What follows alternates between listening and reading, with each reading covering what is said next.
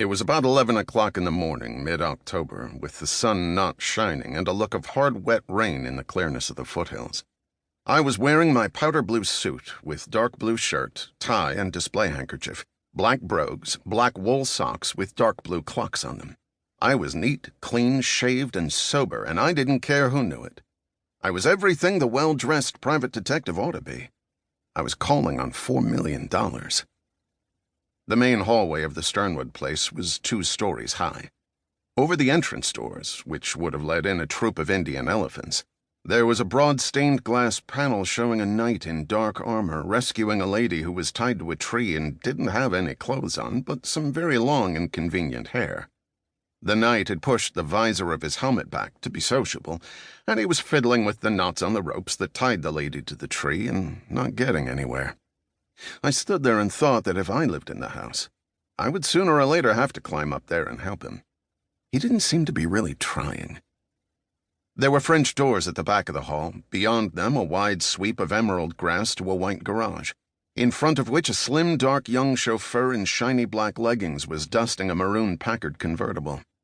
Beyond the garage were some decorative trees trimmed as carefully as poodle dogs. Beyond them a large greenhouse with a domed roof. Then more trees, and beyond everything the solid, uneven, comfortable line of the foothills. On the east side of the hall, a free staircase, tile-paved, rose to a gallery with a wrought iron railing and another piece of stained glass romance.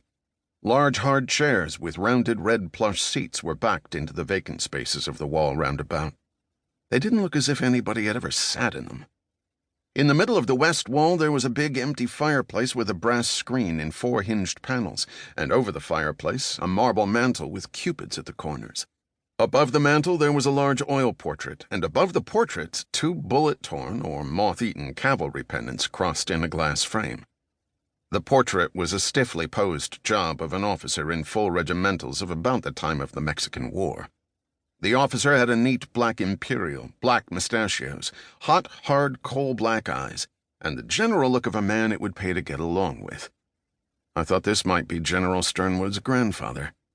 It could hardly be the general himself, even though I had heard he was pretty far gone in years to have a couple of daughters still in the dangerous 20s.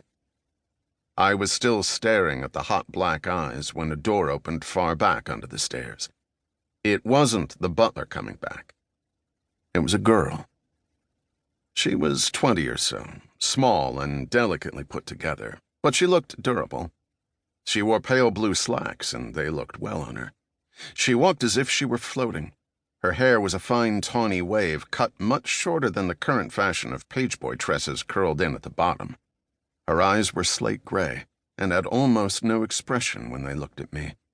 She came over near me and smiled with her mouth, and she had little sharp predatory teeth, as white as fresh orange pith and as shiny as porcelain. They glistened between her thin, too taut lips. Her face lacked color, and didn't look too healthy. "Tall, aren't you?" she said. I didn't mean to be. Her eyes rounded. She was puzzled. She was thinking. I could see, even on that short acquaintance, that thinking was always going to be a bother to her. "Handsome, too," she said. "And I bet you know it." I grunted. "What's your name?" "Riley," I said. "Doghouse Riley." "That's a funny name." She bit her lip and turned her head a little and looked at me along her eyes. Then she lowered her lashes until they almost cuddled her cheeks and slowly raised them again, like a theater curtain. I was to get to know that trick. That was supposed to make me roll over on my back with all 4 paws in the air. "Are you a prize fighter?" she asked, when I didn't. "Not exactly. I'm a sleuth." "A..." She tossed her head angrily, and the rich color of it glistened in the rather dim light of the big hall. "You're making fun of me." "What?" "Get on with you," I said. "You heard me." "You didn't say anything. You're just a big tease." She put a thumb up and bit it. It was a curiously shaped thumb, thin and narrow like an extra finger, with no curve in the first joint. She bit it and sucked it slowly, turning it around in her mouth like a baby with a comforter. "You're awfully tall," she said. Then she giggled with secret merriment. Then she turned her body slowly and lithely without lifting her feet. Her hands dropped limp at her sides. She tilted herself towards me on her toes. She fell straight back into my arms. I had to catch her or let her crack her head on the tessellated floor. I caught her under her arms and she went rubber-legged on me instantly. I had to hold her close to hold her up. When her head was against my chest, she screwed it around and giggled at me. "You're cute," she giggled. "I'm cute, too."